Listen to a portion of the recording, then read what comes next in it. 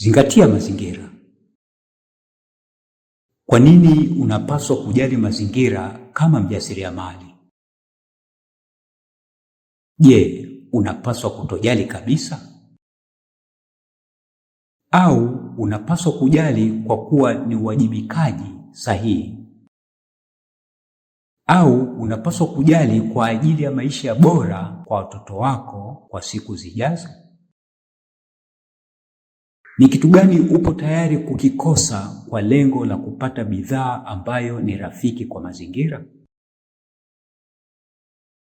Kwa mfano, je, upo tayari kupata faida pungufu kwa kuuza bidhaa ambayo ni rafiki kwa mazingira?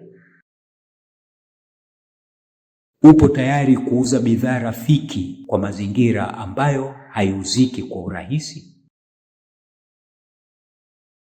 Je, unaweza kupata manufaa mengineyo kwa kufanya hivyo? Ni manufaa yapi mengineyo? Je, ni kupata manufaa ya kujenga uaminifu na wateja? Je, ni kupata wateja wapya? Au ni kujenga mahusiano mazuri na wateja? Au ni kutunza akiba ya fedha zako? Je, yapo manufaa gani mengine? Fikiria kuhusu hilo.